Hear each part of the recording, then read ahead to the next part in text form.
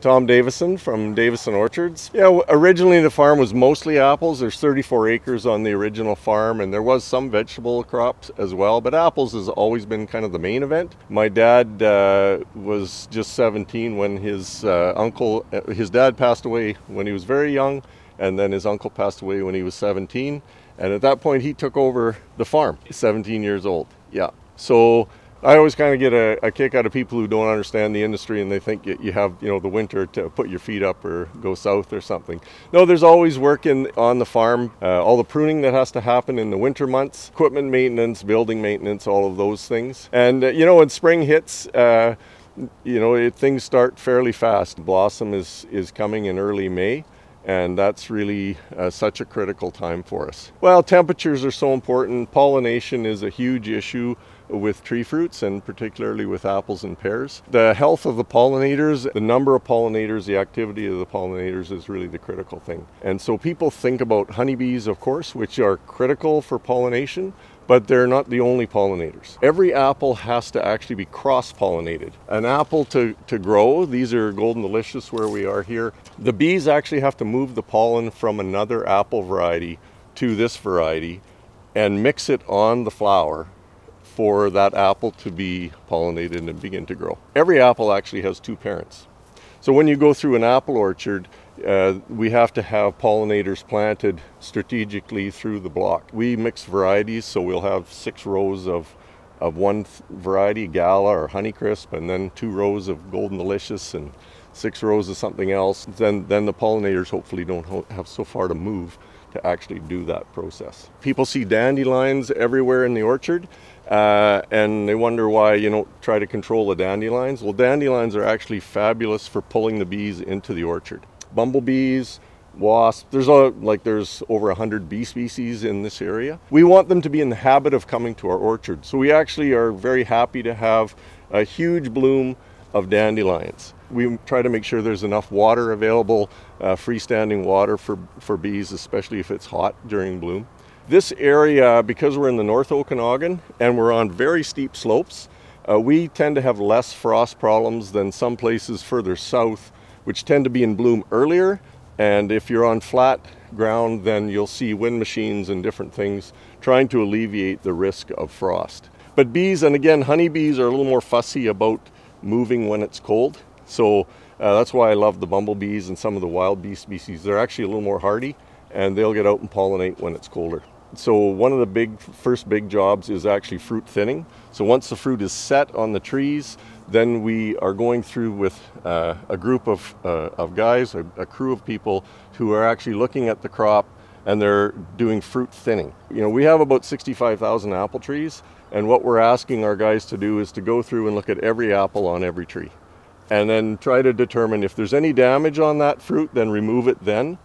So the tree isn't putting its energy into low quality fruit. Partly it's to get the quality higher for the current year, but also relieving some of the crop load helps the return crop. So this year with the hail, we were often removing 30 to 40% of the fruit that was on the tree. There's a multitude of nutrition issues that go on right from pre-bloom right through the summer. Actual spraying that we do is actually to spray nutrients onto the trees to be absorbed through the leaves. We start in the spring early with zinc and boron, and then there's magnesium and sometimes a little more zinc. These are just nutrients the tree is in need of that we don't have in abundance in the area, but the root system is actually really inefficient at picking it up. And that's also variety sensitive, because not every variety has the same nutrient issues. So we're quite remote. We're actually on the northern fringe of tree fruit production. Like, this is it. If you look at a map of North America, put your finger on Vernon, that's the farthest north in North America where tree fruit and vineyards are grown commercially. We do get winter, so that actually eliminates a body of pests. We're very, very dry, which is huge for the disease side of it. So often in fruit growing areas, they're needing to control disease virtually every week. But I mean, we still have pest pressure. We still have some diseases that have to be controlled. When my dad was a young guy trying to grow apples, codling moth was a huge issue, probably the biggest pest issue. And now, we haven't sprayed for codling moth for a number of years because there's a program to eliminate moths in the whole valley. You know, there's sort of the range of leaf rollers, aphids, mites, clearwing moth and things, but again, we don't seem to have a lot of pressure for that in the North Okanagan. Yeah, no, we're always excited to get going with harvest, and again, we grow a lot of different apple varieties because we're marketing ourselves, so we have 20 different apple varieties. So we're starting apple harvest, you know, near the beginning of August. But by the time we get to September, then we're really full on with Honeycrisp is our #1 variety, Gala, and then into Ambrosia. Like right now, we're picking some stranger varieties like Mutsu, which is a fabulous apple. We have a lot of fun with growing some unique varieties. If they taste great, then we enjoy to grow them and to sell them in our market. The first apples came out of one of the stands, Kazakhstan, I believe. That area of the world was actually the first apples. And of course, we've been grafting and because apples, you know, we talked about pollination and the fact that every apple actually has 2 parents because the pollen had to be moved. So what that means is that when you plant the seeds out in an apple, so we're in Golden Delicious, if you plant them seeds all out, what do you get back? Not Golden Delicious. In fact, you have no idea what you're going to get back. There was 2 parents, and it's just like our parents, they thought their kids might look a little bit like mom or dad, but they're not mom and dad. Every apple, if you plant the seeds out, every single seed is going to give you something slightly different, and it will have traits of the parents, but it will never be exactly the same. So the only way to propagate apples is by using grafting or budding. Every fruit tree is going to be grafted, or more common terminology is actually budding, because they literally on a shoot would, I don't know if we can see this, but it'll just be literally the bud at the base of the leaf. That's actually what they use to propagate in the nurseries. And if you look at an apple tree right at the ground level, you'll see a bit of a bulge. That's where the graft was made, in the nursery. So when we are going to plant an orchard, we actually start by choosing what kind of a root system we want, and then the variety. And the root system will dictate how big the trees get. So these Goldens are almost 20 years old, and I can still reach them from the ground. That's because of the root system we chose. It has to be the right winter hardiness and match the soil and the variety, and then you graft the variety onto the root system. To get a new variety is an incredibly difficult process, because all you can do is take 2 parents that you like, put them together, and then plant them out and see if the fruit that comes off the new planting is actually any better than the parents. This is done by places like the Summerland Research Station, places like Minnesota and Cornell in New York. They have apple breeding programs where they're looking to develop bigger and better apples. Like, you could spend your lifetime looking for a new apple variety and never find one. So Honeycrisp is, you know, people think it's new. Well, it is relatively new, but it's probably 30 years old or something in that range. Came out of the University of Minnesota, and they've had an apple breeding program there for probably 100 years or something. That's their first real success. You know, we talked about pruning, we talked about the thinning, and then the harvesting. So there's at least 3 trips where you're actually doing something by hand in the trees. So being able to control the size of apple trees with the right root systems and get a smaller tree with a smaller profile is hugely important for the efficiency of labor. Like I say, these are actually old trees here, but they still are quite narrow. Like, the sun is getting through into the tree in a very even way. So the quality here, we're not saying all the good ones are on the top. The whole tree is great. With a bigger, older tree, you actually grew the wood structure, because that was what, you know, you need a structure to hold your crop. And that took 7, 8, 9 years. And then they farmed them till they were terrible old 40-year-old things. And those trees, there was maybe 40 or 50 trees per acre. So with a new planting, we're planting about 2,000 trees per acre. With the dwarf root systems, they're actually so weak and so intent on cropping, they won't hold themselves up. So you just plant them, they'd have a crop and fall on the ground. So we have to have a structure to hold them up.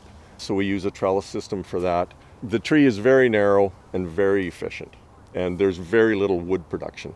So harvest, of course, is just a super intense time, because everything you've worked for 12 months comes down to those days of harvest. Everything is done by hand. You know, I talked about the family coming in the 20s. The only thing that is really exactly the same since the 20s is that apples are still picked by hand, one at a time, and put into a little picking bucket on guys' shoulders. It takes a lot of labor to get a apple crop off. Again, when I was a young guy growing up, everybody got paid per bin, and a bin holds about 800 pounds of apples. We switched away from that almost 10 years ago because the emphasis with that system is on speed. You know, we worked all year to get the apples to this stage. And for us, it's not about speed. It's about getting the crop off carefully, gently. Sure, you have to be efficient, and we got a lot of apples to pick, so there's speed is involved. So we just pay everybody by the hour. When I was a kid, I can just remember the days when things were literally ditch irrigated, where, you know, there was water in a flume up along the top of the orchard, and you were allowed so much water, and you ran ditches and you ran around with hose, if you can imagine. Transformed into sprinkler irrigation with aluminum pipes, and we were again weaving around through the trees with aluminum pipes and changing them every morning and every night all summer long.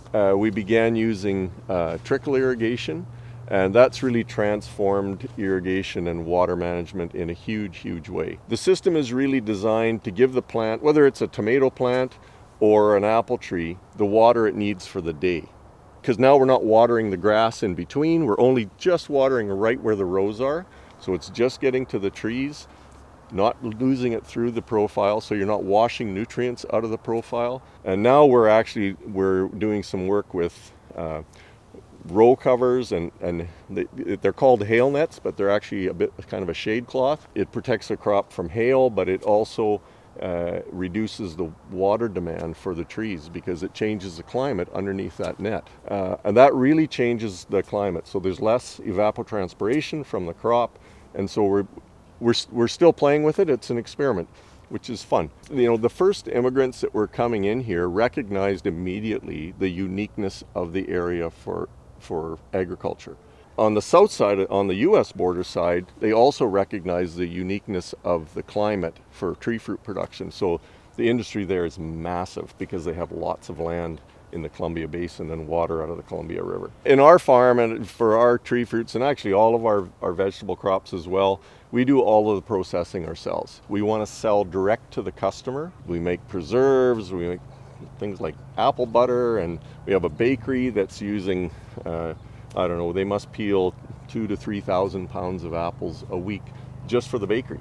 The majority of the apples in the valley are taken to bigger packers who are going to, and again, the grower's responsibility then is actually much more limited because they don't even need to own their own bins. Typically, the packers provide you literally with the harvest bins. So your job then is to grow as good a quality as you can because that will improve your returns. And so they're going to grade the fruit and package it, and at that point it could be sent anywhere in the world. There's no tariffs, there's no quotas, it's a totally free trade. I mean, the fabulous thing about apples is that they're used in so many different ways. I think there's a lot of interest in apples. There's a lot of interest in good products. If you make a great applesauce or a great apple juice, there's great demand for it. We think there's a huge future. For us, we're just trying to keep up with it because apples is a slow process. If I decide today, oh, I need to plant more Honeycrisp. So it's going to be 3 years in a nursery, and then we plant it in the orchard, and we don't actually allow it to have crops for 3 years because we need the tree to grow strong. If we take fruit off of it right away, it will crop like in the first year you plant it. But we actually go through and cut the blossoms off because we need the tree to put its energy into growing and filling the space, which typically takes 3 years. So this is a long-term game, and so we're planting and renewing our orchards every year. We put in new acreage and take out older trees. But you know, I don't know. There's something about growing apples that gets in your blood. I just love it. People are always saying to me, you know, are you sick of apples or whatever? I eat like 6 or 8 apples every day. I just love apples, and yeah, so it's a great way to make a living.